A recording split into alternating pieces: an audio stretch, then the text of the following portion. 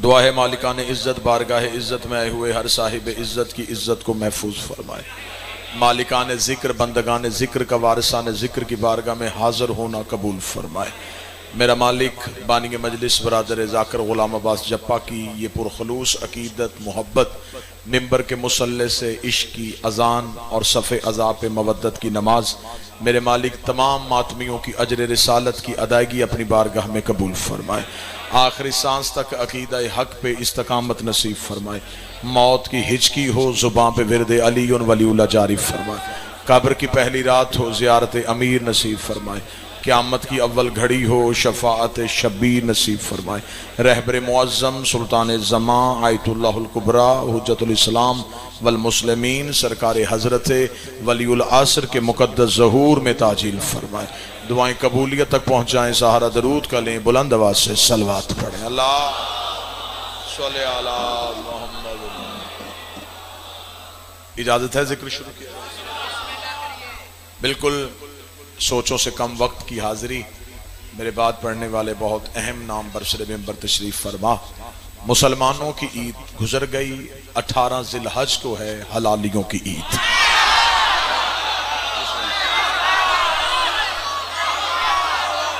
जिसे गदीर कहा जाता है, जो सिर्फ और सिर्फ हलालजादे पे वाजिब है।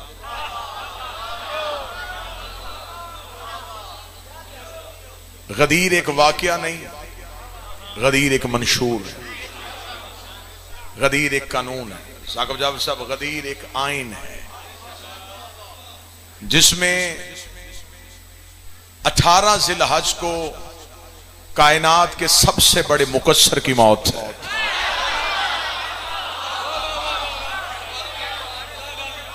एक इज्तिमा अर्श पे हुआ था, एक गदीर पे हुआ था। जो अर्श पे हुआ था उस पे आदम की खिलाफत का ऐलान किया गया। जो गदीर में हुआ उस पे अली की विलायत का ऐलान किया गया। वहां भी एक ने इनकार किया था, यहां भी एक ने इनकार किया। अबलीस ने वहां बारगाहे परवरदिगार में खड़े होकर कह दिया था, मेरे मालिक मैं आदम को सजदा नहीं करूंगा।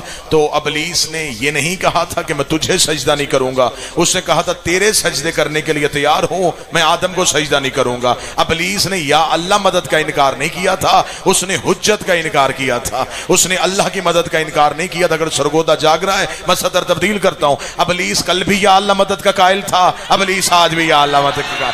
उसने या अल्लाह मदद का इनकार नहीं किया। उसने कहा था कि मैं आदम को सजदा नहीं करूंगा। तो खुदा ने क्या कहा था, सोच ले, थोड़ी देर मोहलत दे देता हूं, थोड़ी देर के बाद फैसला करके फिर बता देना। खुदा ने वहीं के वहीं खड़े होकर कह दिया था, अगर तूने सजदा नहीं करना फखरुज लानत इला यौमिद्दीन, फिर निकल जा मेरे दरबार से, तुझ पर क़यामत तक के लिए मेरी लानत है। आओ सरगोदा का सारा मजमा बारगाह रुबूबियत में सजदा करके पूछे, मेरे मालिक तू गफ्फारुज़ ज़ुनूब है, तू सत्तारुल अय्यूब है, तू गुनाहों को माफ करता है, तू गलतियों को बख्श देता है, तू तौबा का दरवाजा खोल के रखता है, तू आखिरी सांस तक मोहलत देता है। मेरे मालिक इसने तेरा इनकार तो नहीं किया, इसने आदम का इनकार किया था। इसे थोड़ी देर के लिए मोहलत दे देता। इसके पास 6.5 लाख साल की इबादत थी, इसके पास 50-50 हजार साल के सजदे थे। हो सकता है तेरी बारगाह में वापस आता और तुझे माफ करना पड़ जाता। खुदा ने कहा अगर अबलीस को उसकी इबादत की वजह से मोहलत दे देता, कल को बड़े बड़े हुज्जत के मुनकर ये कह के मेरी बारगाह में आ जाते, उसे भी माफ किया था, हमें भी माफ कर दे।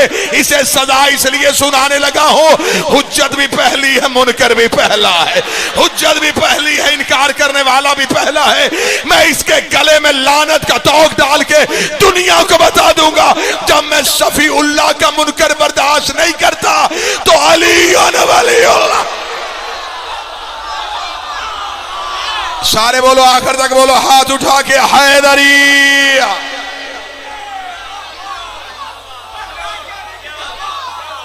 जब मैंने बिस्मिल्लाह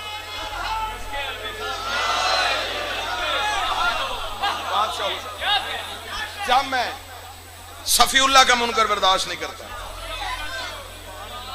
तो ये तो है ही अली वलीउल्लाह का मुनकर। सबसे पहले मुनकर को खुदा ने अपनी बारगाह से निकाल दिया।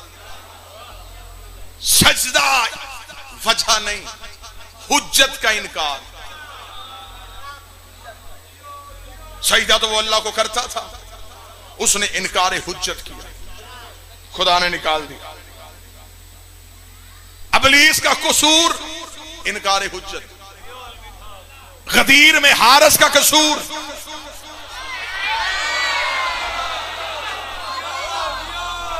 इनकार हुज्जत। हारिस ने भी ये नहीं कहा कि मैं अल्लाह का सजदा नहीं करूंगा, मैं रसूल की रिसालत का कलमा नहीं पढ़ूंगा। उसने कहा मैं अलीयुन वलीउल्लाह नहीं पढ़ना चाहता। आसमान से पत्थर आया,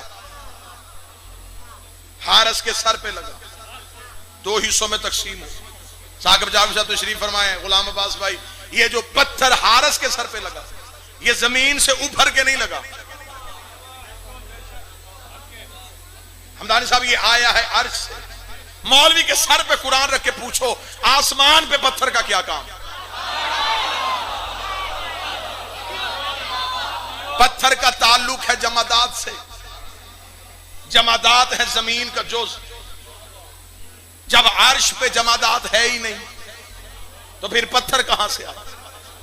मेरी समझ में भी बात नहीं आ रही थी। आखिर मैं कुरान के सामने गया, जो बात मौलवी छुपा दे वो कुरान खोल देता।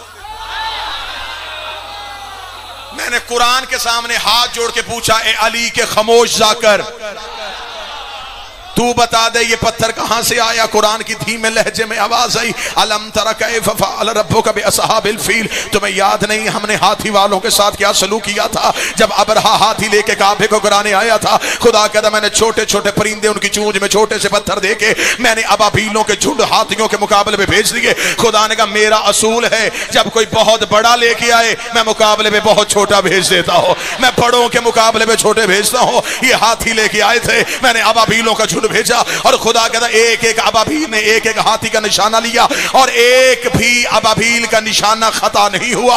खुदा कहता इसलिए खता नहीं हुआ था, इन्हें हमने भेजा था और जिन्हें हम भेजे उनमें खता होती ही नहीं है, उनमें गलती होती ही नहीं है। तफसीर इमाम रजा का हवाला, एक एक अबाबील एक एक हाथी का निशाना ले रहा था, या एक अबाबील के कान में आके जबरील ने अल्लाह का हुक्म सुनाया कि परवरदिगार आलम कह रहा है तूने अपने हिस्से का पत्थर हाथी को नहीं मारना, तू फला गार की कोह में जाके बैठ जा, तेरे रिस्क का बंदोबस्त अल्लाह करेगा, तेरी सांसों की हिफाजत अल्लाह करेगा, तेरी जिंदगी की जिम्मेदारी अल्लाह देगा। मासूम फरमाते जैसे अल्लाह ने असहाबे कहफ को जिंदा रखा था वैसे ही अल्लाह ने उस परिंदे को जिंदा रखा। वो परिंदा चूंज में पत्थर लेके बैठा रहा, अगली वही का इंतजार करता रहा। इधर गदीर में हारिस ने अली की विलायत का इनकार किया। जबरील ने आकर उस परिंदे के कान में कहा खुदा कह रहा अपने हिस्से का पत्थर निकाल, हारिस के सर पे मार। मैं दुनिया को बताओ वो काबे का दुश्मन था, ये अली होने वाली हो।